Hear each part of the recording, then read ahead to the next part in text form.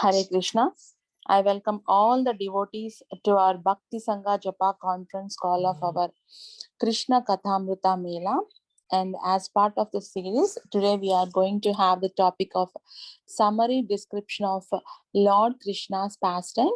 And today, to enlighten this topic, we have with us His Grace Kartamashi Das Prabhu to enlighten on the topic. Hare Krishna Prabhuji. Please accept my humble obeisances. All glories to Srila Prabhupada and Guru Maharaj. Thank you so much, Prabhu, for joining the session and giving your very valuable time and association and enlightening on the topic. I hand over the call to you, Prabhu. Please take over the call. Hare Krishna. Hare Krishna. Hare Krishna, and thank you everyone present here again for giving me this valuable opportunity to serve all of you. I find these conversations to be some of the most enlivening moments in my life. So thank you again for having me. I will start with the Mangala Charanam verses and then we will go into our discussion today. Om Jnanatimirandhasya Jnananjanashalakaya Chakshurunmilitam Yena Tasmai Shri Gurave Namaha Shri Chaitanya Manobhishtam Sthapitam Yena Bhutale Soyam Rupaha Kadahamayyam Dadati Swapadantikam Vandeham Shri Guru Shri Utapada Kamalam Shri Gurun Vaishnavamscha Shri Rupam Sagrajatam Sahagana Raghunatanvitam Tam Sajivam Sadvaitam Savadhutam Parijana Sahitam Krishna Chaitanya Devam Shri Radha Krishna Padan Sahagana Lalita Shri Vishakhanvitamscha Nama Om Vishnu Padaya Krishna Prasthaya Bhutale Srimate Bhakti Vedanta Swaminiti Namine Namaste Saraswati Deve Gauravani Pracharine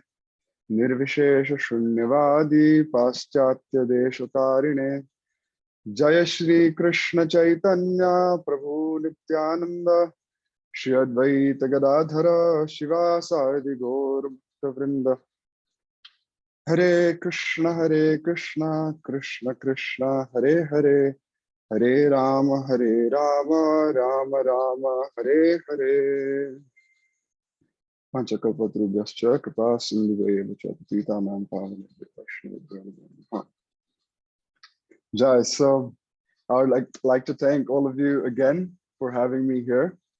The other day I was going through this very interesting verse that I came about in Chanakya Niti's Niti Shastra. It says that it gives us the different meditations that we must have at different times during the day. So it goes like this. It says, Pratar Dyuta Prasangena, Madhyane Stri Prasangena, Ratrau Chaura Prasangena, Kala Gachati Dhimatam. It mentions that in the morning, Pratar Dyuta Prasangena, we must speak about gambling. Madhyane Stri Prasangena, and in the afternoon, we should speak about women. And Ratrau Chaura Prasangena, and at night, we must speak about the thief. And Kala Gachati Dhimatam, in such a way, we must spend our times. So it can leave us in a bit of a fix that we're not supposed to be doing any of these activities, focusing on gambling, thinking about women, or thinking about thieves. But there's a bit of a deeper meaning, which I think we all can catch on. Is that in the morning, when he talks about gambling, he means the Mahabharata, which revolved around the gambling game that was played by the Kauravas and the Pandavas. And the woman is Ramayana, because the whole story circulates around Sita Devi and how she was kidnapped, and then Ram went to Lanka to save her from Ravana. So it's circulating entirely around a woman, Sita Devi. And at night, we should speak about the thief, which is no other than Krishna. So in such a way a person can spend his entire day fully immersed in good consciousness by reading the different pastimes of the Lord. So for me right now in India, in Vrindavan, it is 8:30 in the evening. So it's the perfect time for me to discuss about the thief, Krishna. But for most of you, it is morning or afternoon time, if I'm not mistaken. And I still have to say there's no problem whatsoever still in speaking about Krishna, because we can discuss any of these topics, any of these books, and still be discussing and speaking about Hari. Because it is very beautifully said that Vede Ramayane Chaiva Purane Bharate Tatha Adav Ante Cha Madhye Cha Hari Sarvatra Giyate. That amongst the Vedas, the Ramayana, Vede Ramayane Chaiva Purane, all the Puranas and Mahabharata, Adav Ante Cha Madhye Cha, in the start, in the middle, as well as in the at the end, Hari Sarvatra Giyate, that Hari's name, Hari's glories are always being sung. And for us, especially as Gaudiya Vaishnavas following in the line of Srila Prabhupada, that Hari is nobody other than Sri Krishna. There's a beautiful verse in the Padyavali that speaks about how Krishna takes on this nature of Hari, or one who steals away.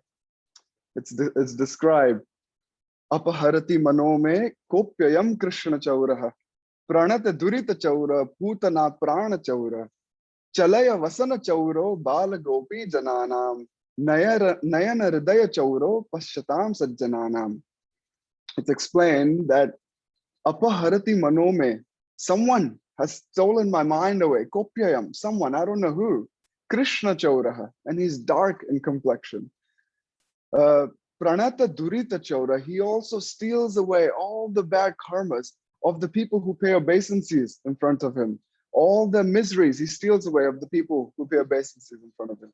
And Putana prana chaura, he also stole the life of Putana. Chalaya vasana chauro balagopi jananam, he also stole away the clothes of the balagopis. And Nayana, he stole the eyes, through which Hridaya chaura, he stole the heart of the Sajjan devotees, of all those saintly sadhus. So that is our Sri Hari. So no matter what time of the day it is, it's the most perfect time to speak about Sri Krishna. So in this mood, let us dive into our topic today, our discussion today. Our discussion is based on the final chapter of the Srimad Bhagavatam.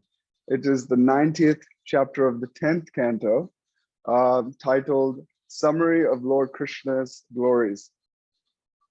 And it's interesting that the purport of this chapter started by the disciples of Srila Prabhupada. They mentioned that Madhuram Samarpayet, that this 90th chapter of the 10th canto, which is like the essence of all that is being said in the Srimad Bhagavatam, is also being finished on a very sweet note, Madhuram Samarpayat. And it beautifully is describing the Jalkeli Leela, or the water pastimes, the playful water pastimes of Krishna and his 16,108 wives. It's a very beautiful description. And it also goes on into the prayers of all the queens, all of the wives of Krishna, where they're relating everything around them with Krishna.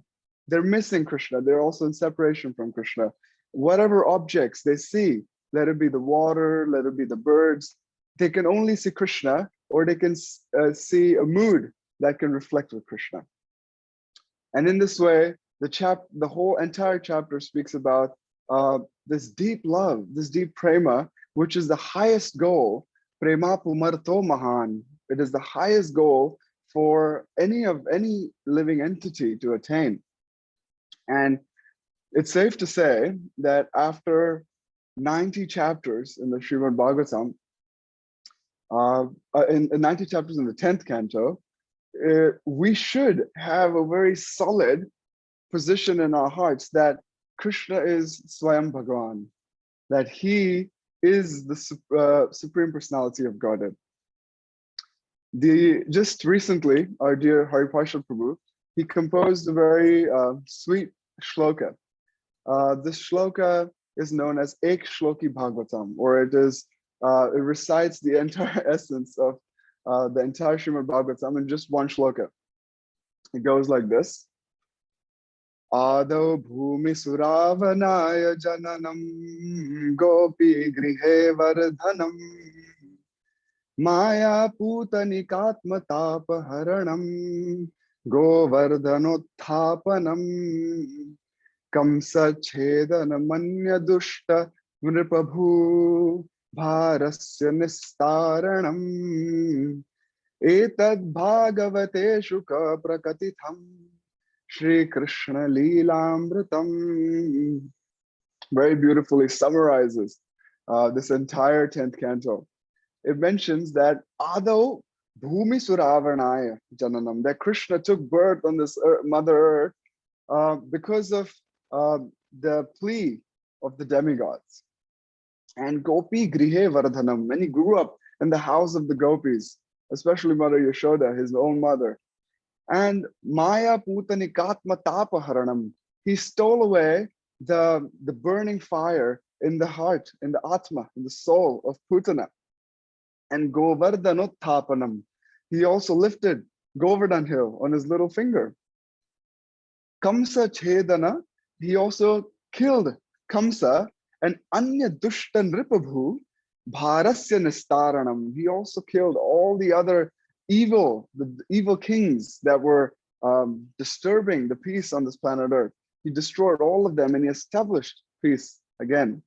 So this is Etad Bhagavate Shuka Prakatitam. This is what Shukadev Goswami was trying to say. And what was he trying to say? This entire Srimad Bhagavatam is Shri Krishna Leelamritam. It's the nectarian pastimes of Shri Krishna. So we understand that the essence of Srimad Bhagavatam is the pastimes of Krishna. And we know that Srila Prabhupada says that Krishna is the Supreme Personality of Godhead. And this fact should be firm in our hearts. It should be completely settled down. And all these pastimes take place in all the previous cantos that lead up to establishing this one fact, that Krishna is the Supreme Personality of Godhead. But why is that so?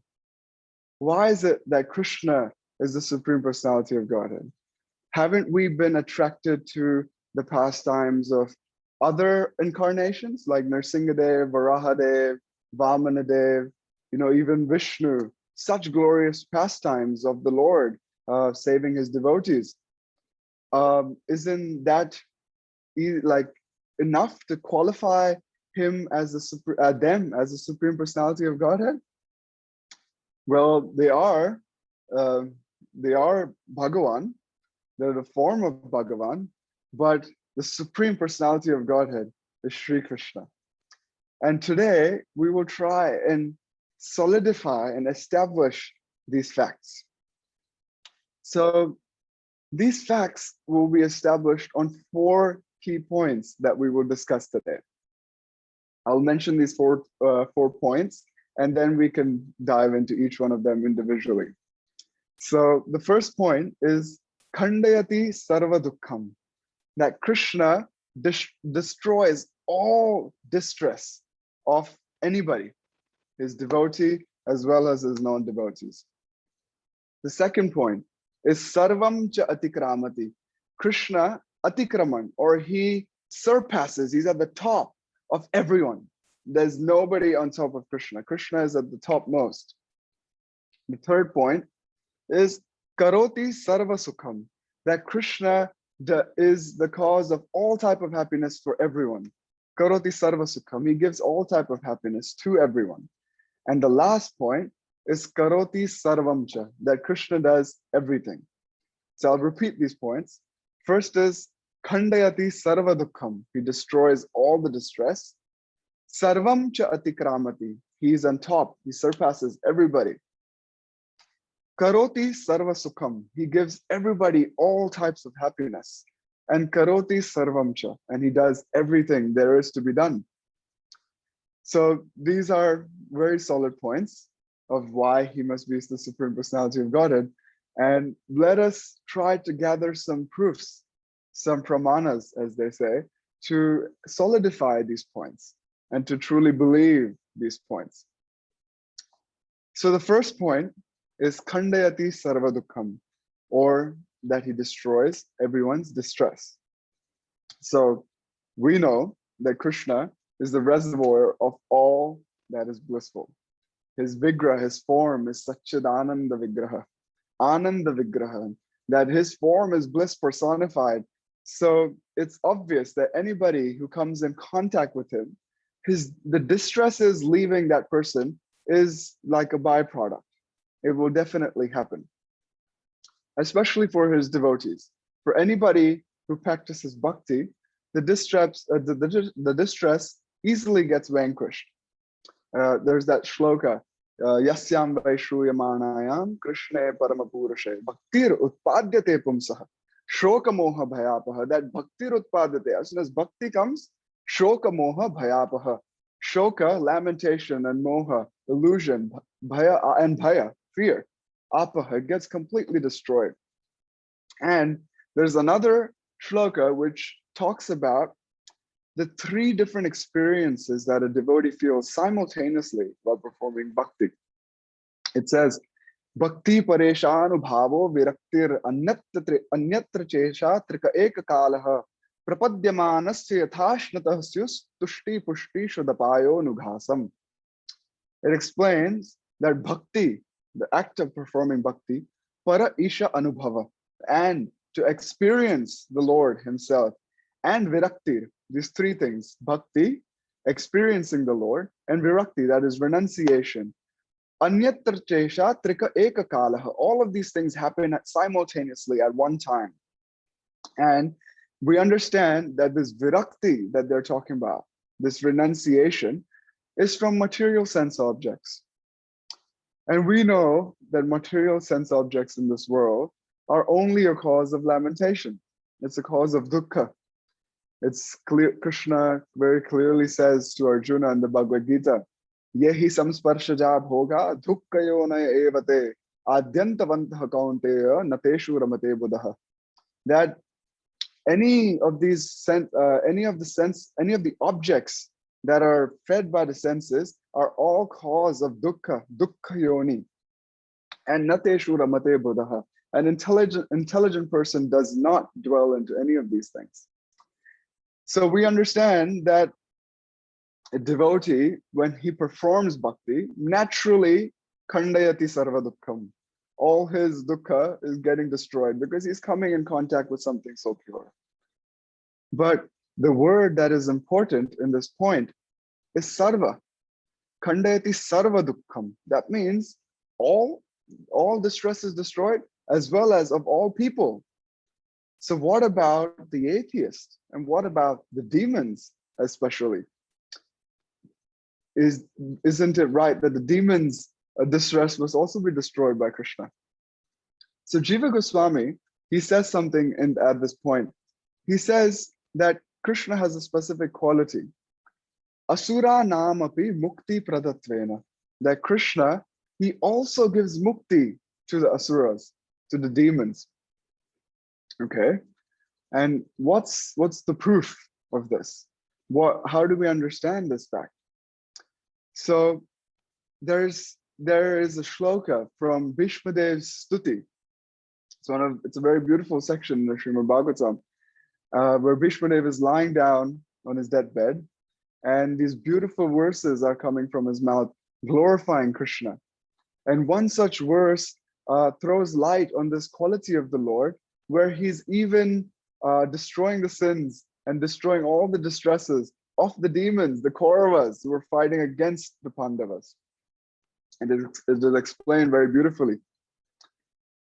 Vijayarata kutumba attatotre dhrita hayarashmini tachriye kshaniye Bhagavati ratirastu me mumurshar yami haniriksha ghata gata swarupam.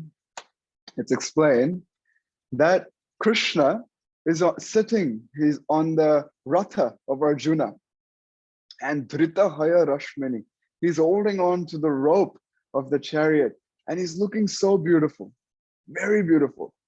In fact, in a previous shloka, in the same stuti, it's explained how beautiful Krishna is looking.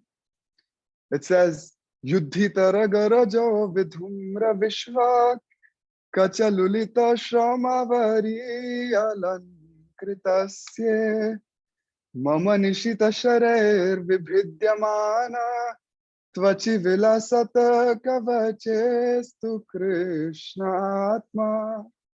Vishwadev was saying, it's one of my most favorite shlokas, that Yuddhi Taraga Rajo, the dust is flying in the air because of the hooves of the horses and all the soldiers running there. And it's settling down on Krishna's hair, and Krishna's hair, which is black in color, is now got this dusty color. And his face is glistening with sweat. And some sweat beads, Shramavadi Alankritasya.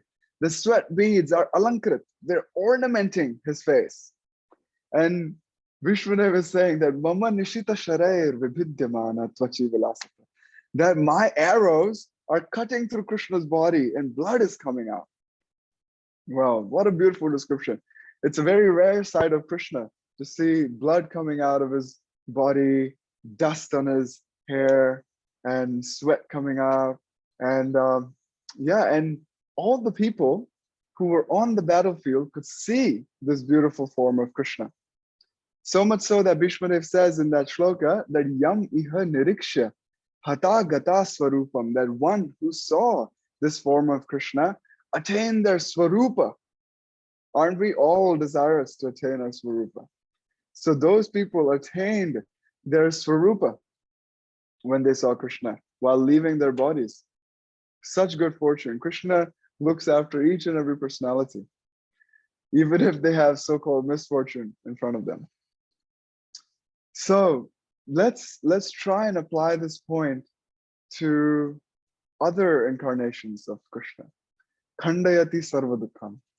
Did Narsingadev do this? Khandayati Sarvadukham. Did he destroy the distresses of every asura that came in front of him?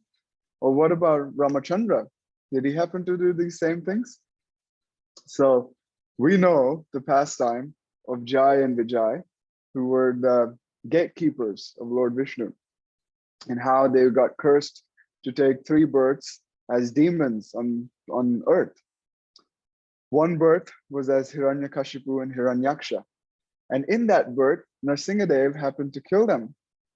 Narsingadev killed Hiranyakashipu, and Hiranyaksha was killed by Varahadev. But they did not get mukti, right? Jiva Goswami said, Asuranam api mukti pradatvena, that Krishna gives mukti even to the asuras. But Narsingadev didn't give mukti to Hiranyakashipu and Hiranyaksha because in their next life they had to take birth as Ravana and Kumbhakarna. Okay, so Ramachandra was there when they took birth as Ravana and Kumbhakarna. And again, when he killed them, they did not get liberation because they had to take birth again as Shishupal and Dantavakra. And only when Krishna killed them only when Krishna killed Shishupal and Dantavakra were they able to get liberation and go back to their position as Jai and Vijay. So we understand that these are very subtle points, but it does establish our Lord on the topmost position. So yes, Khandayati Sarvadukham. This was our first point of why Krishna is the supreme personality of Godhead. We also know, actually, that he gave liberation to Putana. Although Putana came to kill him by smearing poison on her breast, Krishna still gave her the position of a nurse in Goloka. So the ways of the Lord are very mysterious, but there is never there's never a bad ending for anybody who comes in contact with Krishna or Krishna consciousness. So that was our first point. Khandayati sarva dukkham, that Krishna destroys all the sadness, all the distress of every living entity. The next point is sarvam cha atikramati, that Krishna surpasses, he's at the topmost position of everyone. Again, we turn to the pages of Srimad Bhagavatam to solidify this fact. It's mentioned in the third canto, second chapter, 21st shloka. Swayam tvasamya tishayastrayadhishaha swarajya lakshmyapta samastakamaha balim haradbhischiralokapalai kiritakotyedita padapitaha. It's explained that Krishna is asamya. He's very unique. There's nobody like Krishna. It's very true. There's no one like Krishna. And Atishaya, he's the greatest. He's the greatest amongst all personalities. And Trayadhishaha, he's the Lord of all types of threes. That is the three modes of material energy, the three guna avatars like Brahma, Vishnu, Mahesh, the three different energies as well, Antaranga, Bahiranga, Tatastha Shakti. He is the Lord of all the different types of threes there is. And Swarajya, he's completely independent. There's no boss of Krishna. Lakshmyapta samastakamaha, and he's fully satisfied. He's got all opulences and he's completely satisfied. And what happens to this great Lord? Balim haradbis chiralokapalai kirita kotye ditapadapi. That great rulers or great maintainers of this world, they come and put their crowns at the lotus feet of Krishna. How beautiful. That Krishna, who is that sweet boy who's enjoying in Goloka, all these great personalities who are managing the world, managing the universe, the entire cosmos, they come and put their crowns at the lotus feet of Krishna. We also know the pastime of Brahmadev, when he came and wanted to test Krishna, and how Krishna completely put him in illusion. He wasn't able to understand what's happening. He couldn't figure it out. And at the end, he understood that this is Krishna, the Supreme Personality of Godhead. And he came and he surrendered. He put his crown at the lotus feet of Krishna. And he said that I just want to be the dust here in Vrindavan. And we also know that all the Yadus, from the Yadu dynasty, they were also serving Krishna. It is explained that all the kings, all the Yadu kings, no matter what activity they were doing, any activity it may be, let it be if they were with their family, if they were out hunting, if they were just simply in the court, they were always meditating upon Krishna. Not 1 second did they ever forget Krishna, and they were always subservient to Krishna. And of course, the famous Pandavas. The Pandavas also, although they went through so much hardship, and then after that hardship, Maharaj Yudhishthira became the emperor of the world. He also did the Rajasuya Yajna, establishing him as the emperor, unchallenged emperor of the world. But still, they gave so much honor to Krishna at that Rajasuya Yajna. And they, all their life, gave so much honor to Krishna. So it's understood that no matter how great the personality, they always surrender in front of the Lord. We even see nowadays in this world that great actors and actresses sometimes appear in the temples, and even when they come, normally they're surrounded by so many of their fans who are always yelling out their names. But even when they come in front of the temple, in front of the deity, they will bow down, they will give their respects. What to speak of the deity? Even when they come down in front of the devotee of the Lord, they put their head down, because they understand that this is a person who is serving Krishna. So what is the high position of Krishna? So This shloka establishes the fact that Krishna is sarvam cha atikramati. He surpasses everybody in this world. Everyone is under Krishna. The third point to establish that Krishna is the Supreme Personality of Godhead is karoti sarva sukham, that he gives all type of happiness and to everyone. And again, we need to refer to the Srimad Bhagavatam, which is our we follow the Srimad Bhagavatam. Srimad Bhagavatam pramanam amalam prema pumarato mahan. That this is the Sri Chaitanya Mahaprabhu matham idam. This is the viewpoint of Sri Chaitanya Mahaprabhu, the Srimad Bhagavatam pramanam. It's that pure, the most pure and the most nectarian proof. So we must always refer to the Srimad Bhagavatam. So, in relationship to karoti sarva sukham, that Krishna gives all types of happiness, we need to break this thing down because there's so many types of different, like there's people, there's animals, different types of classes of people, that different types of classes of entities that Krishna has to satisfy.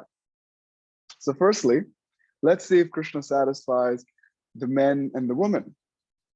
So Srimad Bhagavatam says, Yasyananam makara kundala charukarana brajat kapola subhagam savilasahasam nityotsavam natatripur drishibhi pibantyo naryo narascha mudita kupita nimescha. It's very beautifully explained that Yasyananam, his face, makara kundala charukarana, is beautifully decorated with shark-shaped earrings. We all know Krishna's beautiful, famous shark-shaped earrings. And Brajat Kapola, his forehead is so bright and so effulgent. Brajat Kapola. And Subhagam, his face has got all the opulences, beautifully settled on his face. And Savilasahasam, he's got that laughter, which is stress-free, as they say, which is fully in a laughter of enjoyment. You will never see Krishna sad. He's always experiencing love of his devotees. So he has that savilasahasam, that beautiful laughter. And because of all these beautiful characteristics, nityotsavam, his face is like a constant festival. You know, we think about festivals, we see like when we enter a carnival, there's a massive stage, like in the festival of my spiritual master, Niduna Swami, he has a massive stage with different plays going on, Ramayana, Mahabharata, and then he's got these different tents, you know, the food tent, somewhere where you can get these face painting gopi dots, where you can buy clothes, magic show tents, you know, everything attracts your eye. And you just never get enough. Like we see people coming in thousands and thousands, year after year, they plan their trips around these festivals. And because you cannot get enough of a festival. So imagine that the Srimad Bhagavatam is saying that Krishna's festival is a Nitya Utsav. It's an eternal festival. That means you can never get enough of Krishna's face. You can just constantly see his face.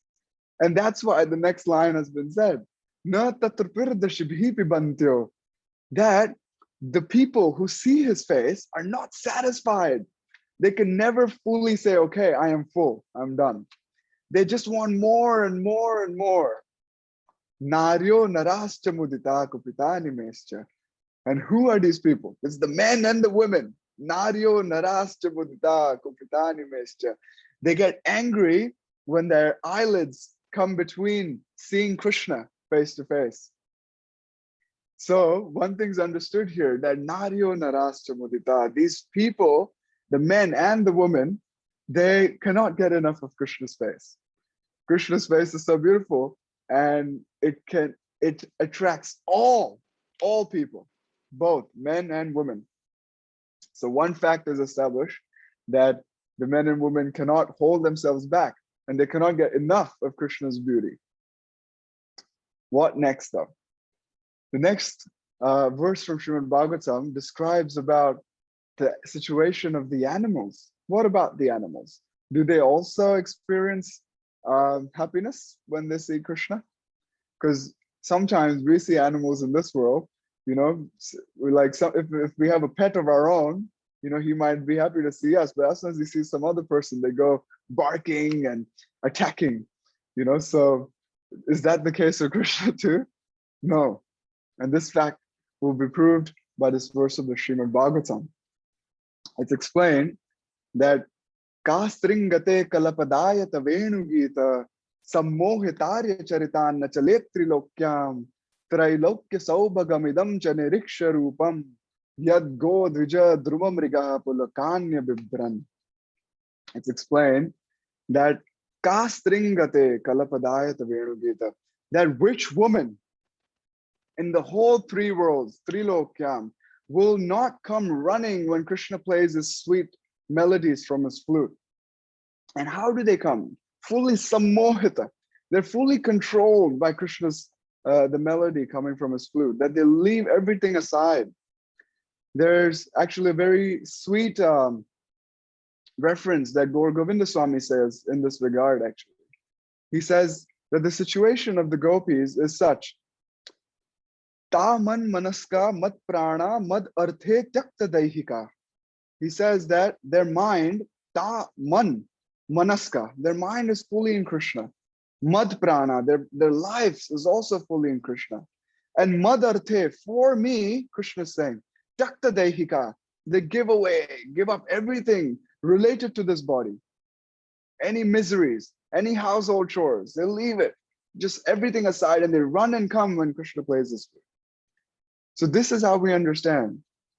And again, I was quoting that shloka from earlier, that our way to worship Krishna is like the gopis.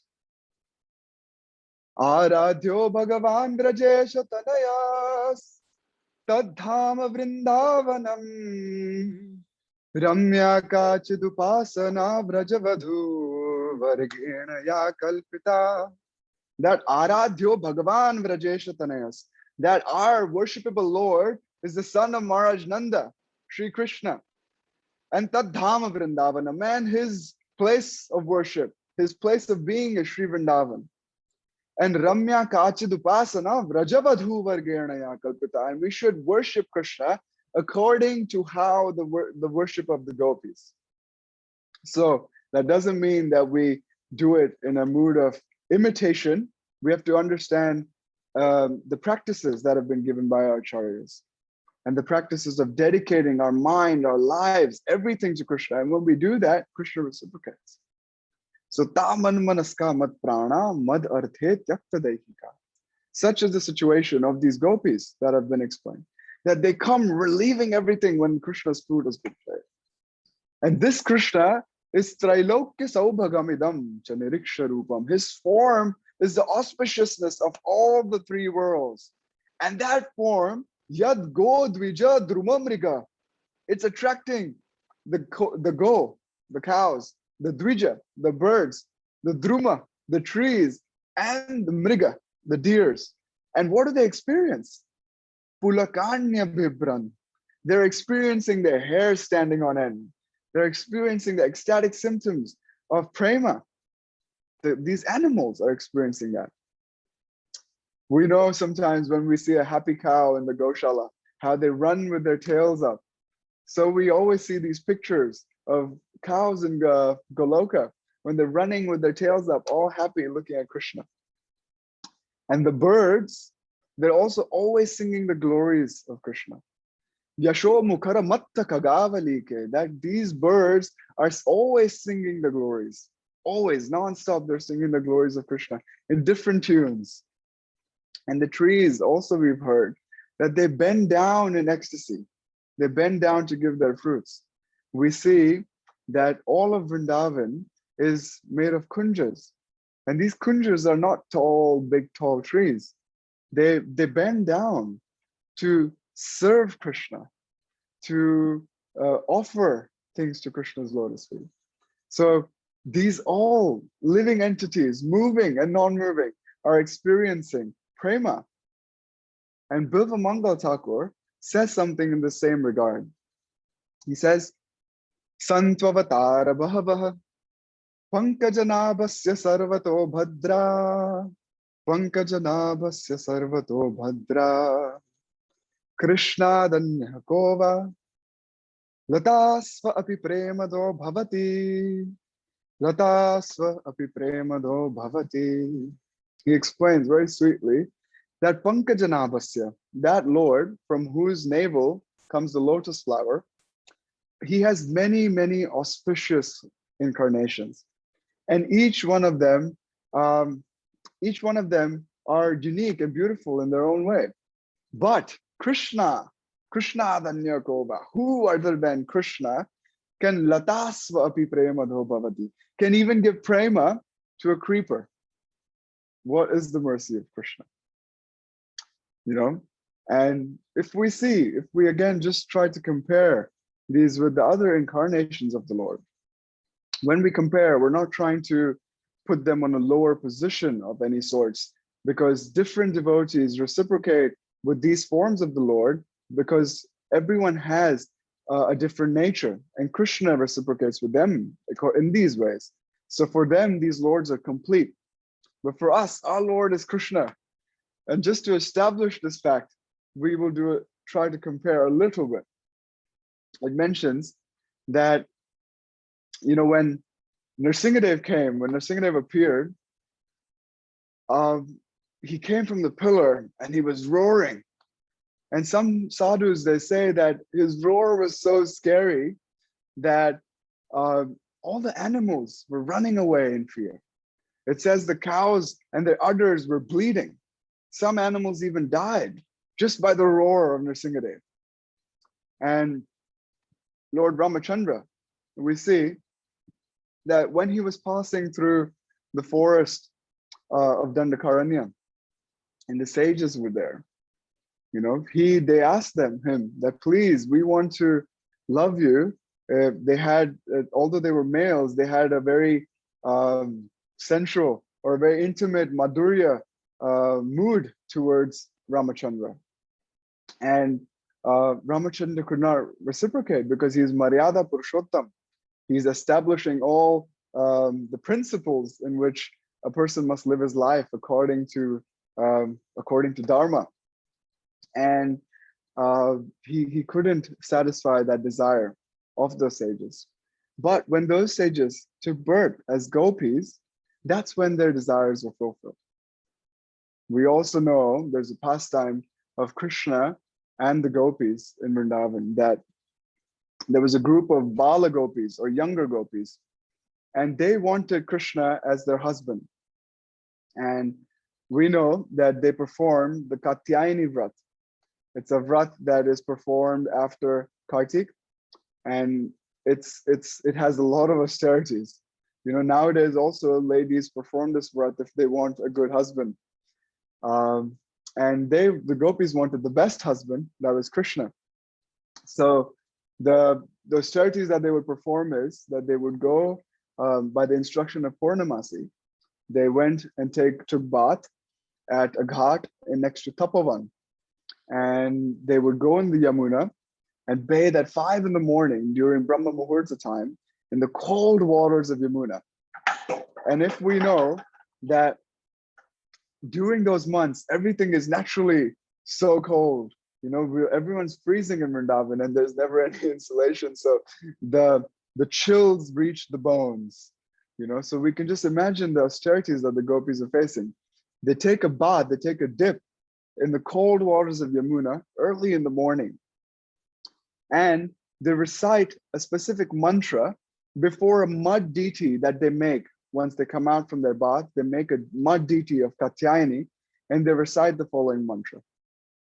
They say, Katyayani Mahamaye Mahayoginyadhishwari Nanda Gopasutam Devi Patime Kurute Namaha.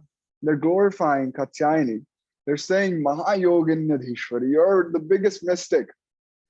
Please, Nanda Gopasutam Devi, please give me the son of Nanda Maharaj as Patime, my husband. And that's why they're offering all the respects to Katyayani. They're begging her, please make Krishna, our husband. Now we know that Krishna has parakiya rasa with the gopis. And that mood is so sweet that he would not, that it would not be right to break that mood. But what to do? Krishna needs to satisfy the desire of these gopis too. There's so many of those gopis wanted Krishna as their husband. So one fine day, the gopis were taking a bath at, it was later called Chiragat. And when they were taking a bath there, Krishna came and he took their clothes and he went on top of the tree and he hid there with their clothes. And when the gopis came out of the water, they were trying to find where their clothes are. And then they saw Krishna is on top of the tree with their clothes. And of course, they were not wearing any clothes when they came out of the water. And they stood there in shock. And Krishna saw their bare body.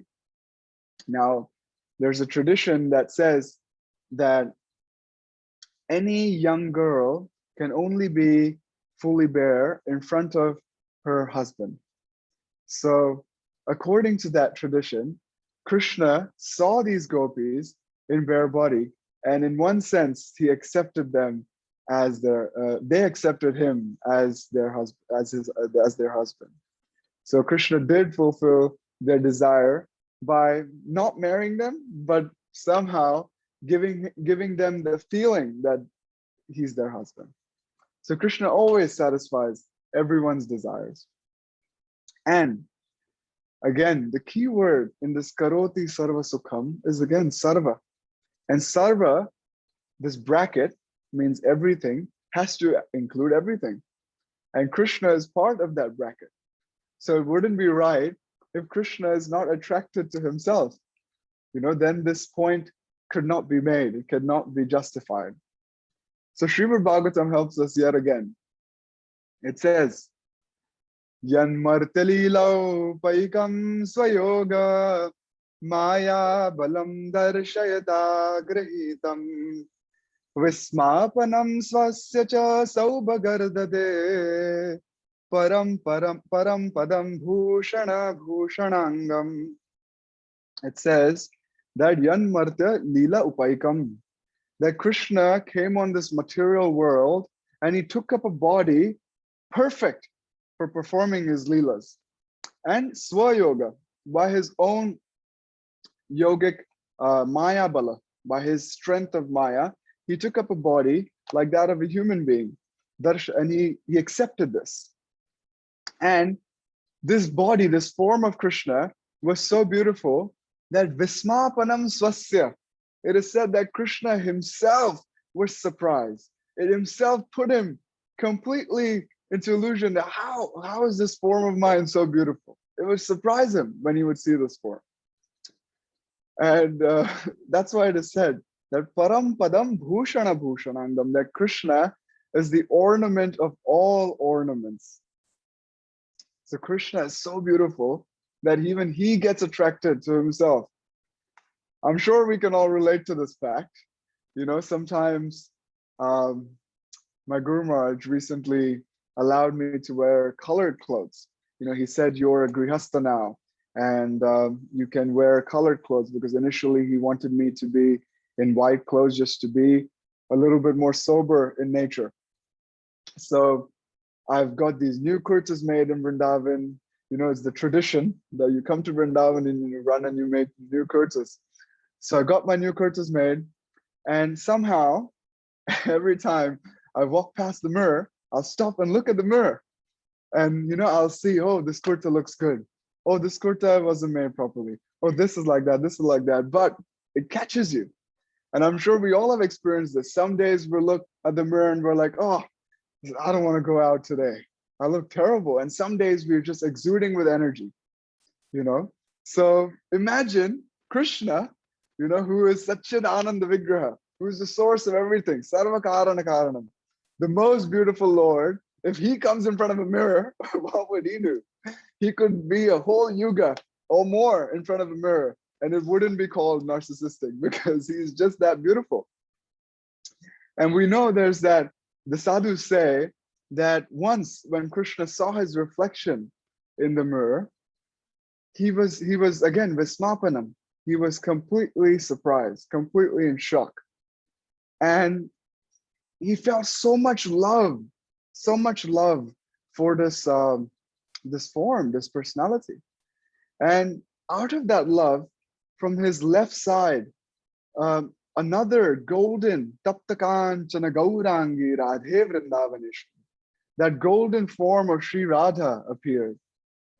And we know that that's the form of love, that's the form of bhakti of Sri Krishna. So when Krishna loves himself, Sri Radha appears. So we can just imagine that how beautiful is Sri Krishna. Vismapanam swasya.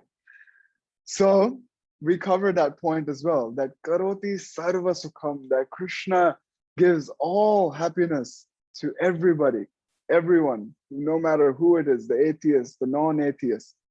In fact, in regards to the atheist, sometimes we question ourselves that, people experience so many bad things in this world, and some people are given so much wealth and material sense gratification. Some people are put in extreme poverty. But there's a shloka that explains that agyo jantur anishoyam atmanah sukha dukkhayoh ishwarah prerito gachet swargam va shvabhram evacha. That Krishna is actually guiding everyone like a cloud is guided by wind. And he wouldn't guide people towards hell, or if needed towards hell, but he wouldn't guide them towards detriment. He would always want, he is suhridam sarva bhutanam. He's saying that himself. So he's always looking after the devotees, or any living entity.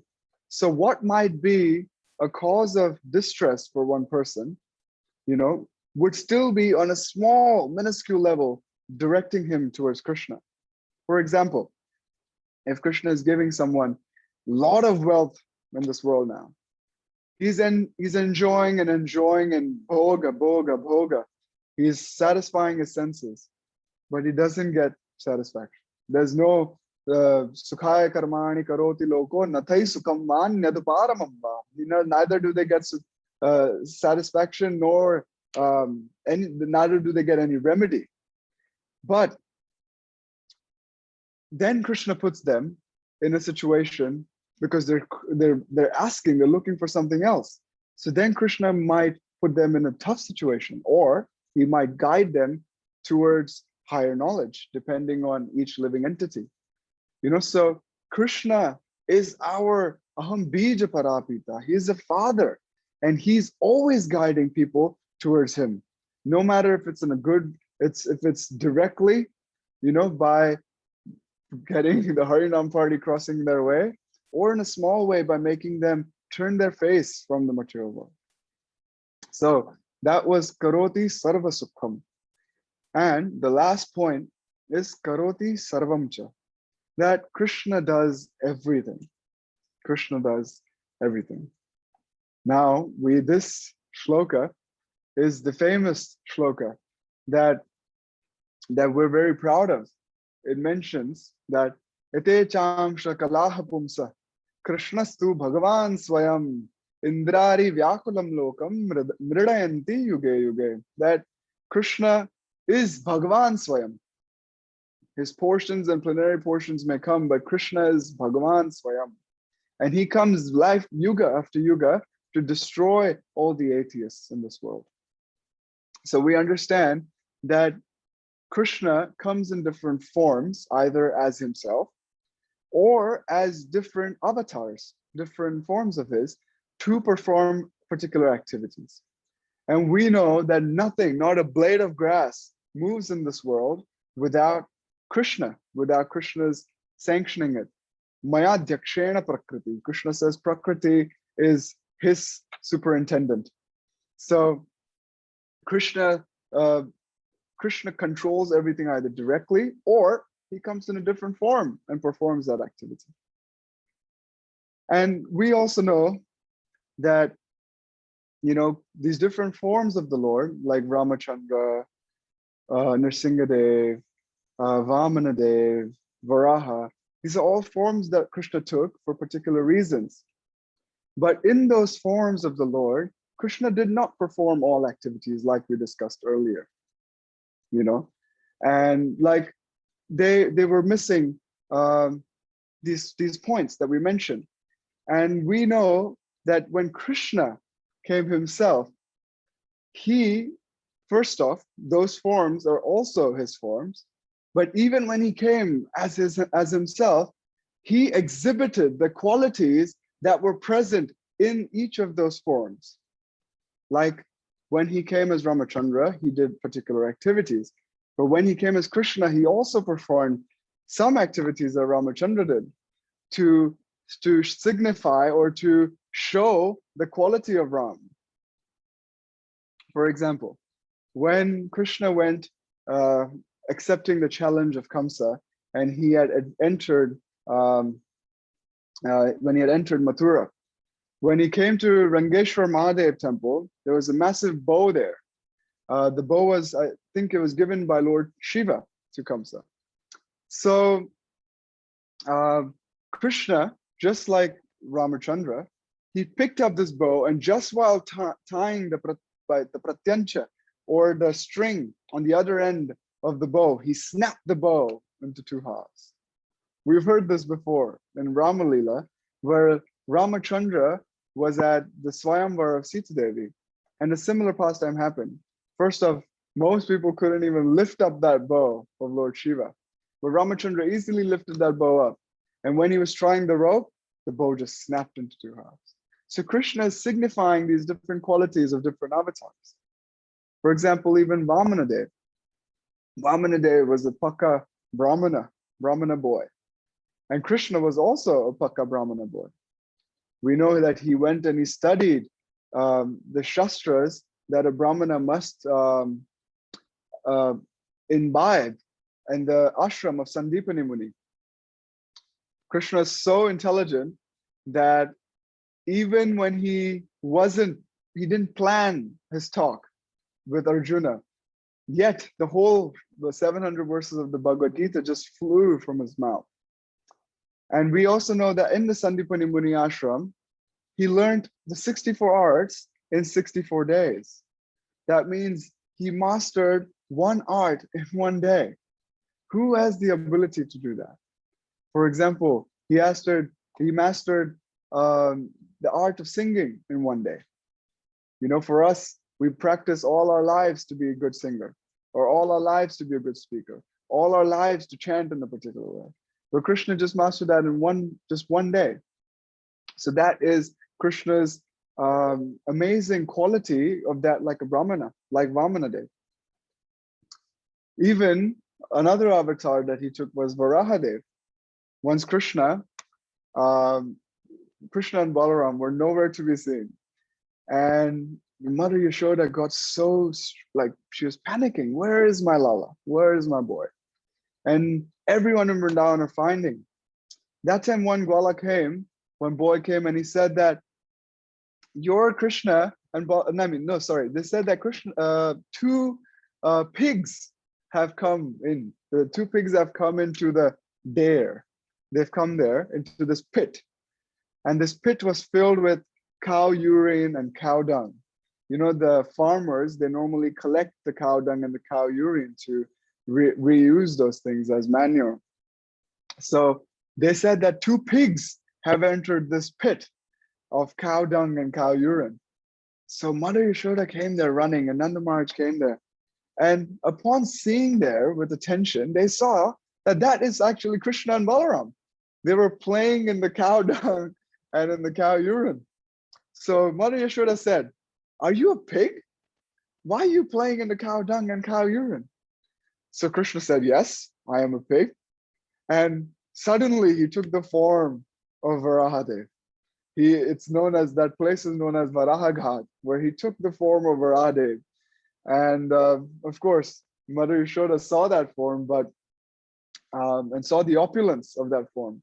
But again, when Krishna turned back into his original form as a little boy, she was taken over by Yogamaya. And there's no Aishwarya that ever settles in Vrindavan. So we see that Krishna even took the form of Varahadev. And even the mood of Nrsingadev. Krishna comes in this world, paritranaya sadhunam vinashaya cha dushkritam. He comes to destroy all the atheistic, all the asuras, the dusht people in this world. And just like Nrsingadev, he does that. You know, the Shakti of Nrsingadev is portrayed when Krishna does these same things. So it signifies that Krishna shows all these avatars. He's karoti sarvamcha. All the avatars come from him, and all the avatars, and also in his own form, he exhibits the qualities of all these avatars. You know, we hear in Jayadev Goswami's one of the sections in his Gita Govinda, the Dasha Avatar Stotra, that he's saying, Keshavadhrita, Keshavadhrita, Keshavadhrita Sukara Rupa, Keshavadhrita Narahari Rupa, Keshavadhrita Matsya Sharira. That Krishna, Keshava, the killer of the Keshi demon, is taking the form of Varahadev, is taking the form of Narahari, Narsingadev, is taking the form of Matsya. Keshava is taking this form. Nobody else is, it's not that some other person is taking this form or they are taking Krishna's form later. No, Krishna, Keshavadhrita. Krishna is taking these forms to perform particular activities in this world. So it signifies that no matter what is happening in this world is happening only by the will, only by the desire, and only by the Shakti of Krishna, either directly or indirectly. He comes as all these different types of avatars and he carries out these tasks. So we discussed all these four qualities of Krishna that signifies him to be the supreme personality of Godhead. The first one was Khandayati Sarva Dukkham, that he destroys the distress of all people. Sarvam cha atikramati, that he surpasses and he's at the top of all people. Karoti Sarva Sukham, that he gives all types of happiness to each and every personality. And Karoti Sarvam cha, and he also does anything and everything that is there to be done. Now, these 4 points are very beautifully explained in just one shloka in this chapter, the 90th chapter of the 10th canto of Srimad Bhagavatam. You know, this chapter is the conclusion of the 10th canto. And the 10th canto is our life and soul. It's showing us how Krishna performed his Leelas and why Krishna is who he is, the Supreme Personality of Godhead. And it beautifully explains that it's saying, it starts with the word Jayati, meaning all glories to that Krishna who performs all these Leelas. So the shloka is as such.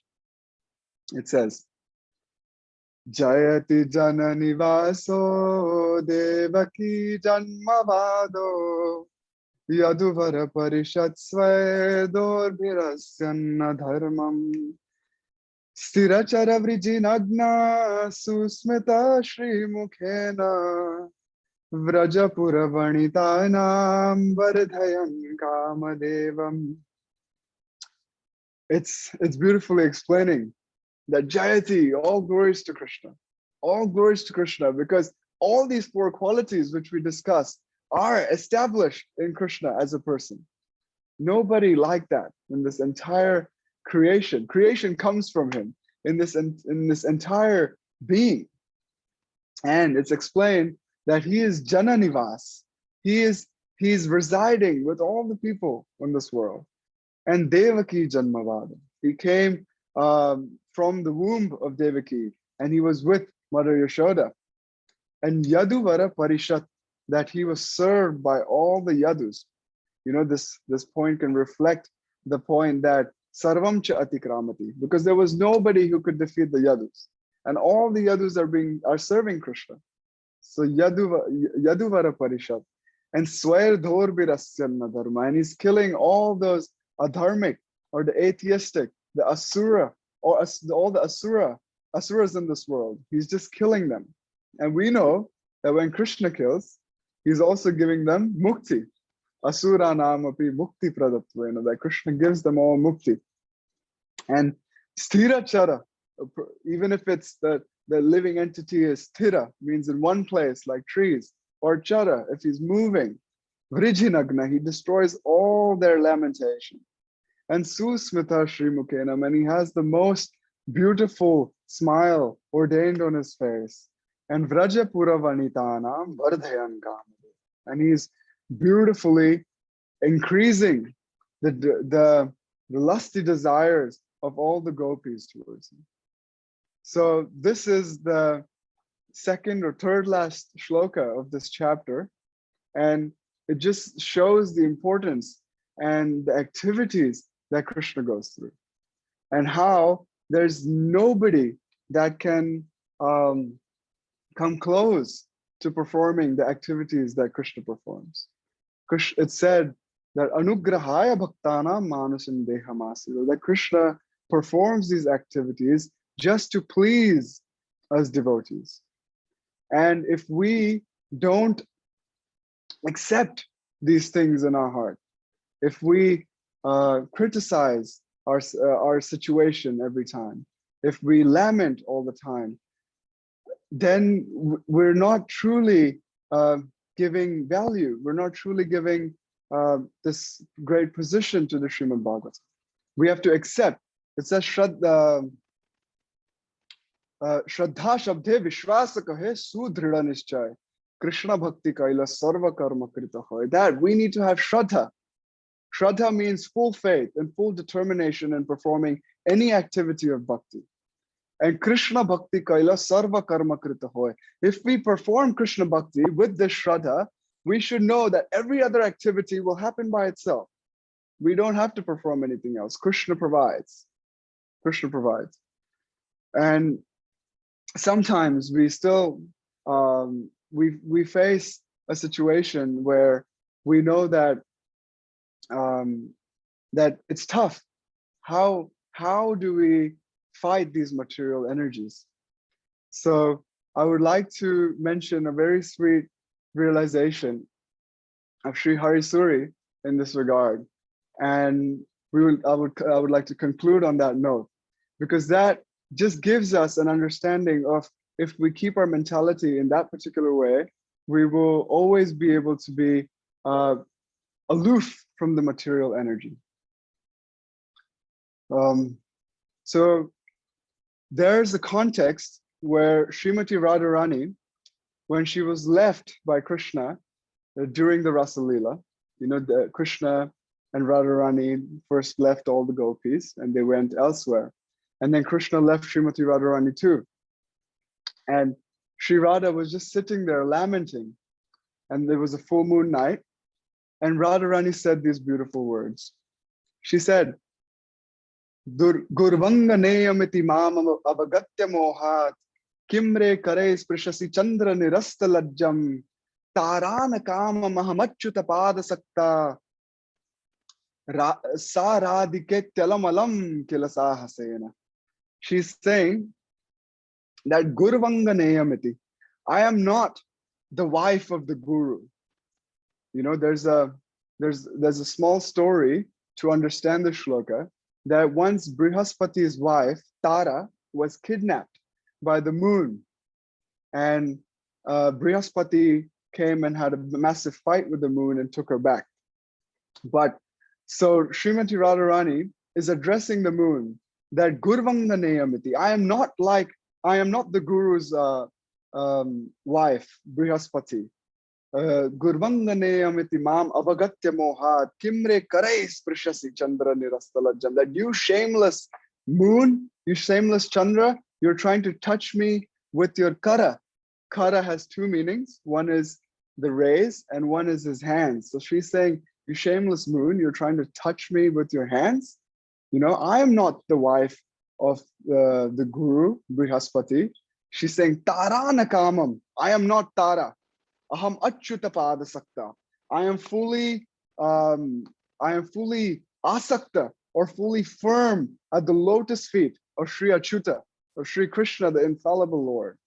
And that's why she's saying, Sa Radhike Telamalam Kila Sahasena, that I am Radhika, I am Achyuta Padasakta, and I am Radhika. That's why please stop these filthy efforts of yours.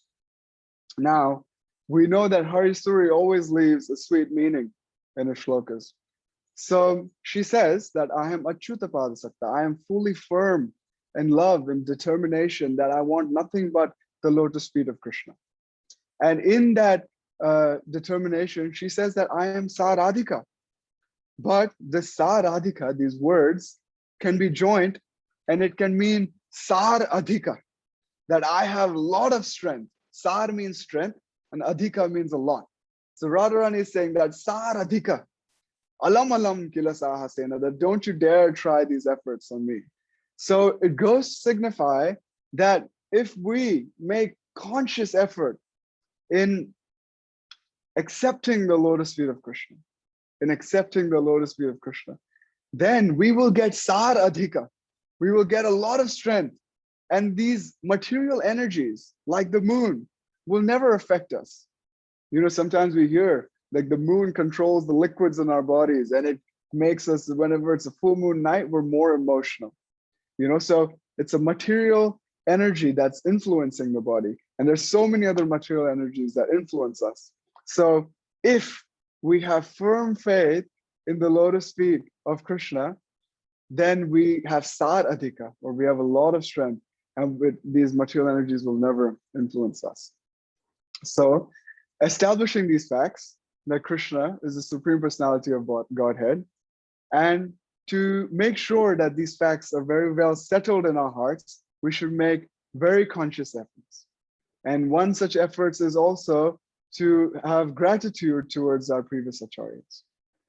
So for me today, my point of gratitude would be especially to Jiva Goswami, because whatever shlokas that I just mentioned were his chain of thought in establishing this fact that Krishna is the Supreme Personality of Godhead.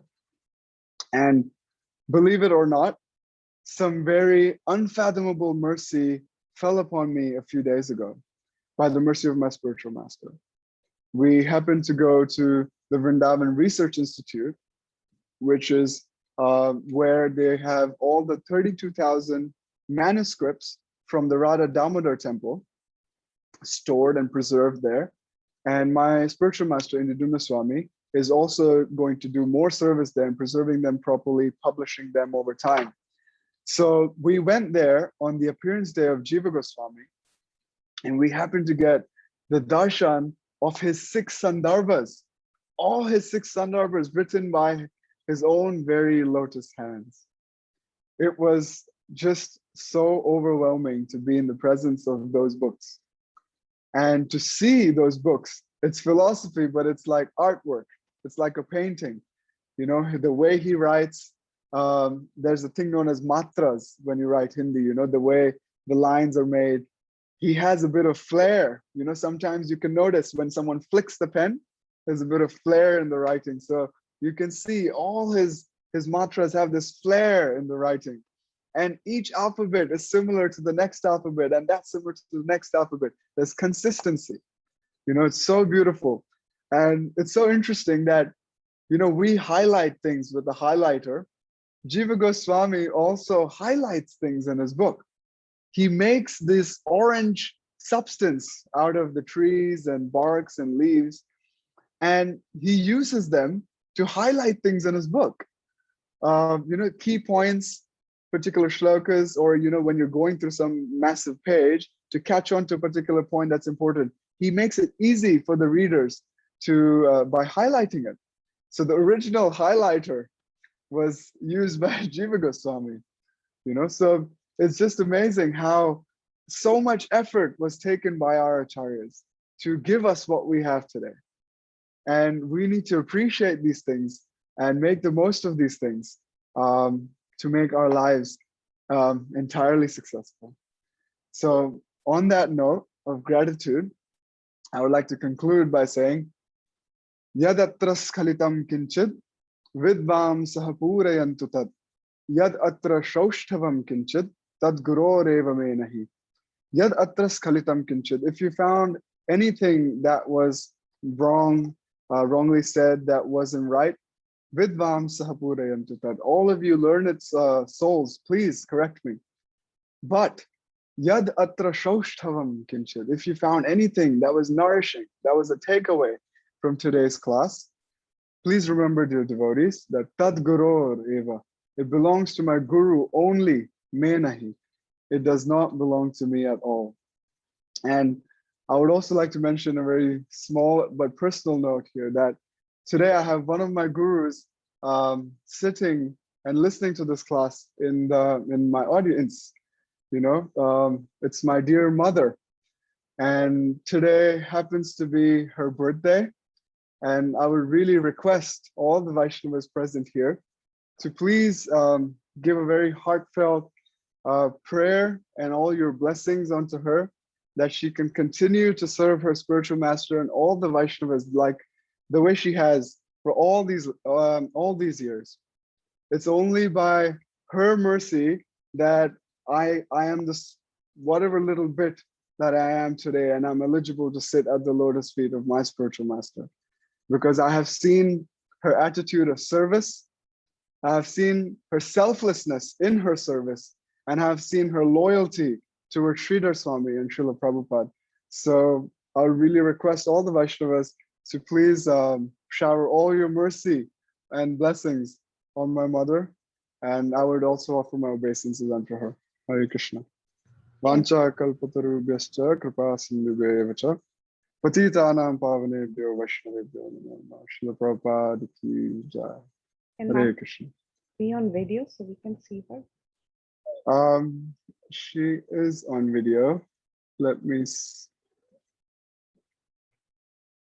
Mom, you there? She is on video, but her video is off. It's okay. It's fine. Yeah. Oh, there she is. There she goes. Yeah. That is Mom there. I think we can. Anyways, I think we can. Yeah, all of us can wish her. There she is. And unmute. There she is. Hare Krishna. Hari Bol. Well, Jai. Her name is Manjari Dasi. Hare Krishna. I wish you a very happy appearance, Mataji. Hare Krishna. So, Hare Krishna. Yes. Wish you a very happy Krishna conscious birthday. Hare Krishna to you. Hare Krishna to you. Hare Krishna Krishna to Mataji, Hare Krishna to to you. so Mataji, please bless us on this auspicious day, Mataji. Hare Krishna. yeah. Hare Krishna, Prabhu. What a wonderful, Yes. commendable, speechless, what all can I say? It was such a fantastic class. And thank you so much for approaching and taking up this task and giving us such a wonderful session. And the topic you chose was perfect, and the way you covered it was also very perfect. I really like the way you covered the 4 key points of Krishna, and then at the same time, establishing his outstanding thing about regarding to all other avatars. So thank you, Prabhu. Thank you for wonderful, wonderful, wonderful session. And you are blessed to have such a sweet mom, and your parents are also blessed to have you as your child. So it's a mutual thing. Yeah. So thank you, Prabhu. Thank you so much for a wonderful, wonderful class. Hare Krishna. Thank you, Mataji, for giving me the opportunity to speak on this, actually, because for a very long time I was meditating on this and it wasn't fully settling in. And the best way to let it settle in is by sharing it with others. So actually, you've done me a bigger service than I have done to all of you. So thank you very much to call me again and again to enliven the Vaishnava community. Hare Krishna. Hare Krishna, Kartamashi Prabhu. Thank you so much. Hare Hare Such a Krishna. beautiful class, very nicely covered all the points. And it's a fantastic way to summarize the glories of Sri Krishna. Very, very beautiful, Prabhu. Prabhu, I did have a couple of questions. The Yes. first one was, of course, you mentioned how Jiva Goswami establishes that it is only Krishna who actually gives personal liberation even to his enemies. And you did quote the example of Sishupal, Dantavakra, who were finally liberated after 3 births in a personal way. So I was just curious to see if at all, there are any example of anybody in scripture wherein the other incarnations gave a personal liberation to someone who had a little inimical behavior. Is there anything like that at all in any scripture? I can say that I wouldn't be fully aware of other avatars giving personal liberation as such. I'm sure there are such instances because it doesn't completely negate the fact that the other avatars are eligible, but just the small fact that they did not give that liberation to every soul that came in contact with them. You know, the point that was being made is that Krishna does it to everyone, you know, and the other avatars are also as glorious as Krishna, and they're able to do the same things, but they haven't done it to all living entities that have come in contact with them. So it's a fine line. It's a very fine line, but yeah, it's just the position of Krishna that is most supreme. But one thing is understood also from the point of view of a devotee, that sometimes Rupa Goswami says very importantly that we have to do Krishnanushilanam bhakti. We have to do bhakti according favorable to Krishna.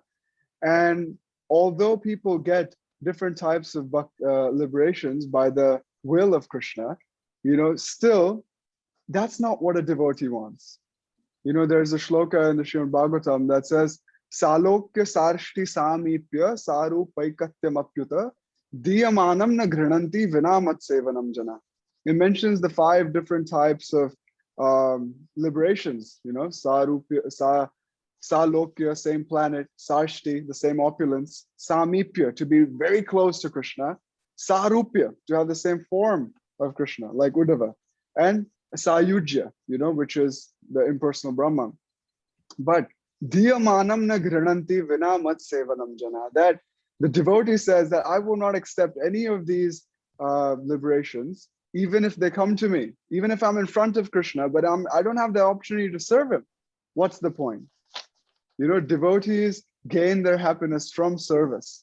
That's why, what's that shloka that says that that even while being in this world, we can experience complete ananda, complete satisfaction. So that is the position of bhakti. So I'm sure that other avatars of the Lord have also awarded this to different people. But Krishna has awarded it to everyone. Yes. Yeah. And the other thing I wanted to mention is that your enthusiasm is so contagious. It was so nice to just watch you speak because you were so excited throughout the presentation, which really adds value to the content that you present. And my other request was, if it is okay, I'm not sure whether it's okay or not, but can you possibly, I don't know if it's okay, but can you show some pictures of Srila Jiva Goswami's notes on the Sundarbas? They are on my Facebook page. Okay, I can. If it's Shashi Avarsekar, SHASHI. Okay. If you search for that, you could. I have posted one photo, and you could get darshan there. Okay. Yes, Paraji. So wonderful, so wonderful. Thank you. Thank you for coming on the call and doing this. Thank you for having me. Chapter. Yes. Hare Krishna. Hare Krishna. And I think also it's on your Guru Maharaj's page also, Prabhu. I'm not sure. I think so. Once he posted that there are 30,000 books and he went to that library. He did post, but let me see if he posted photos of the manuscripts. I don't think he posted photos of Jiva Goswami's manuscripts. Yes. Okay. I could share it with you too, Mataji, and you can share it with the devotees. Sure. Yes. Thank you, Prabhu. Thank you. Yes. Thank you.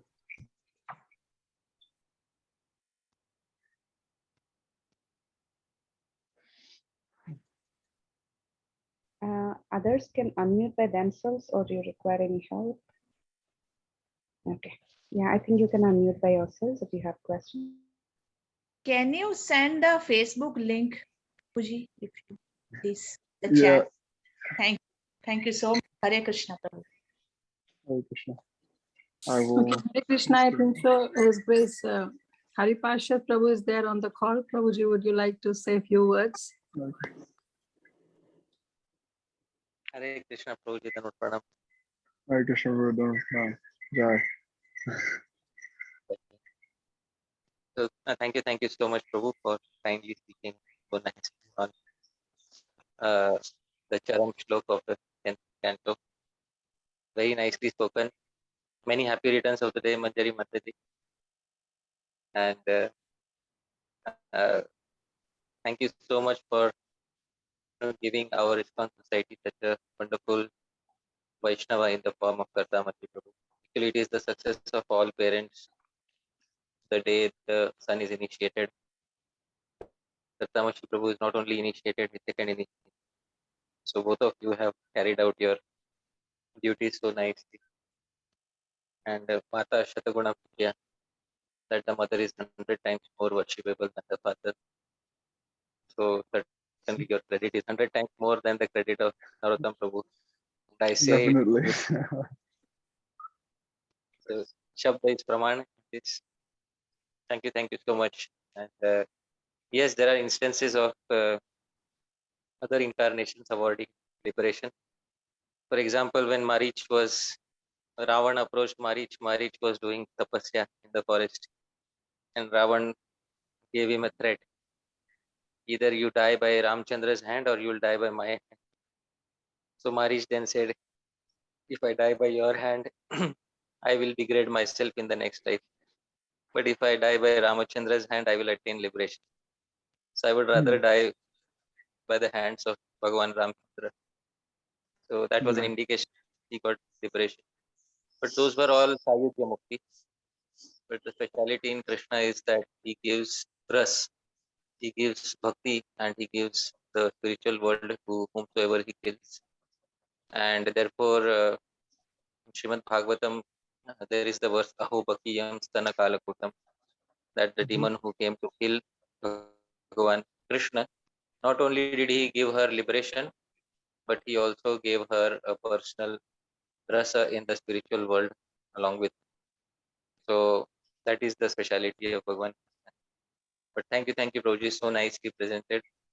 And my best wishes, Prabhu, for all the future present. Keep studying, Prabhu. Thank Very you. hard. Yeah. Thank you, Hare Krishna. Hare Krishna. Thank you, Prabhu.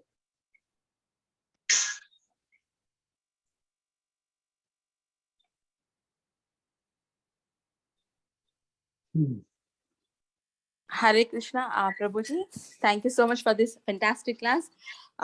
We got so many details. And this question, Prabhu, can I ask you one more? Is the Jatayu also get the same like liberation like Marichi? Because he did not die in the hands of Ravana? He did not die in the hands of, he died in the hands of Ravana, Ram. but he died in the hands of Ravana, Ram. but he was fixed in the lotus feet of Lord Ram. He went to save Sita Devi. So he died in service. He died on the battlefield. I hear oftentimes my Guru Maharaj saying that I always want to live on the battlefield and die on the battlefield. So Jatayu is one such example where he lived on the battlefield and then he died as well on the battlefield, serving Lord Ramachandra and trying to rescue Sita Devi. So, of course, he died in the hands of a Rakshasa, but he attained the most highest abode his eternal association with Sri Ram. Yes. Okay, okay. Yeah, got it clear, Prabhu. Thank you so much. And I have another question, Prabhu. I don't know, is it right or wrong to ask, but what is the meaning of your name, Prabhu? So, yes, my name is Kartamashi Das. That's the way my spiritual master says it. But Prabhupada used to say this name as Kartamashai. That means Karta means the head man of the family, the boss. And Mashai is a way in Bengali that like a very great person, like a very respected person in society. They call them Moshai. You know, so it's Kartamashai Das. And Kartamashi was also the first deity that was established in ISKCON.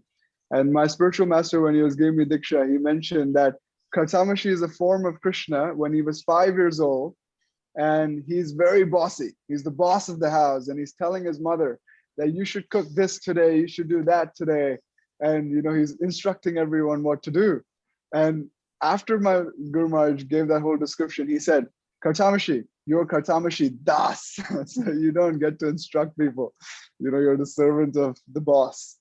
And yeah, so sometimes Srila Gurudev or his own is Bibi Govindaswamy, they call me the boss man, you know, out of love. But I'm truly the servant of the boss man. Yes. Jai. Very nice, Yeah. Prabhu. Very nice. Okay, thank you so much, Prabhu. So, dear Yes. devotees, anybody have any questions or realizations would you like to share with Prabhu? Please go ahead.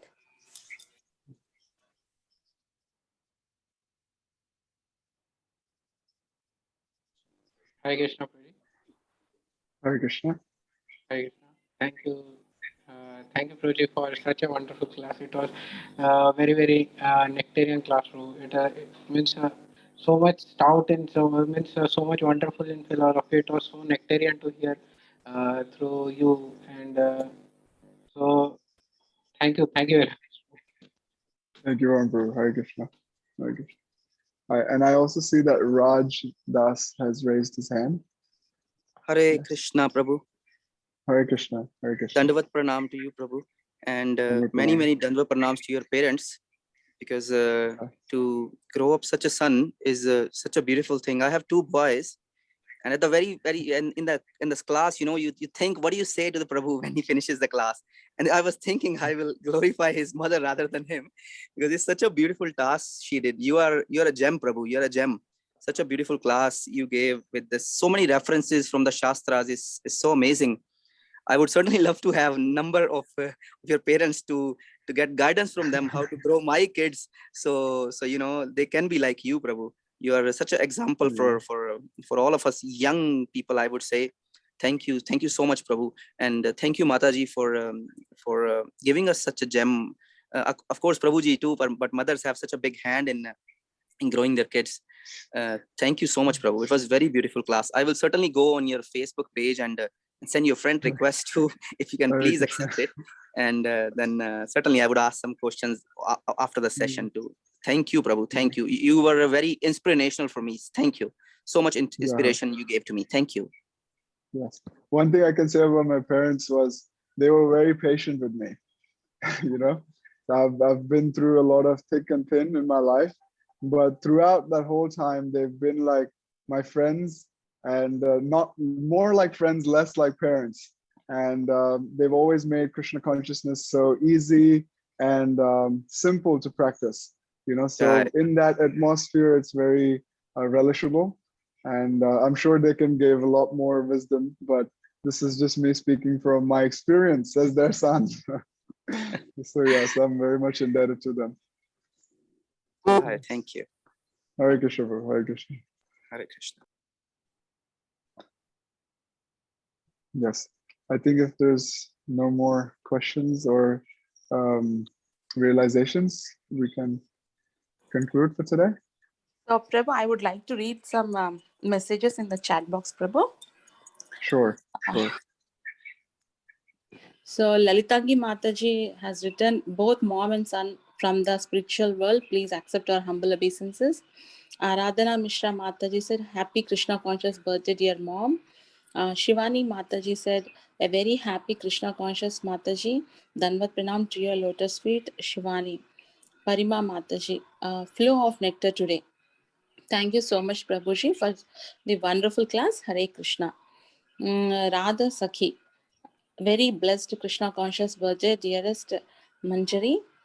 Parima Mataji. Dandavat pranams to you, Mataji, for such a wonderful son. May Krishna shower unlimited blessings on you and your family. Lalitangi Mataji, such an incredible class, so many points to contemplate and relish. Sukasagari Mataji, Hare Krishna, happy Krishna conscious birthday, dear Mata. Nikhilasvapi avastatu jivan mukta sa uchate. Can you send me the Facebook link? Great, Hari Pashat Prabhuji said, great talk, Kartamashi Prabhu. And Chanchalakshi Devi Mataji said, very well said, Hari Pashat Prabhu. Kartamashi Prabhu truly carries forward the inspiration and mercy from Srila Gurudev and his parents. So these are some of the messages from the chat box, Prabhu. So dear devotees, so if there are no more realizations for Prabhuji, so with Prabhu's with Prabhu's permission and all the devotees' permission, we can end the call. So once again, thank you so much, Prabhuji, for giving this sectarian and outstanding class, Prabhu. We would like to hear more classes in future from you, Prabhu. So with this note, I would like to pay my obeisances to you and all the devotees on the call. Vancha kalpatarubhyascha kripasindubhya patitanam pavanebhyo vaishnavebhyo Namo Namah. Ananta Koti Vaishnav Vrind ki jai. Ki Namacharya jai. Srila Haridas Thakur ki jai. Srila Ki Prabhupada ki jai. jai. Krishna Katha Mela ki jai. Jai. His Grace Kartamashi Prabhu ki jai. Jai. Hare Krishna Thank you so Prabhu. much, Prabhuji. Hare Krishna. Thank you, Hare Prabhuji. Krishna. Hare Krishna for such a beautiful class. Hare Krishna. Hare Krishna. Hare Krishna.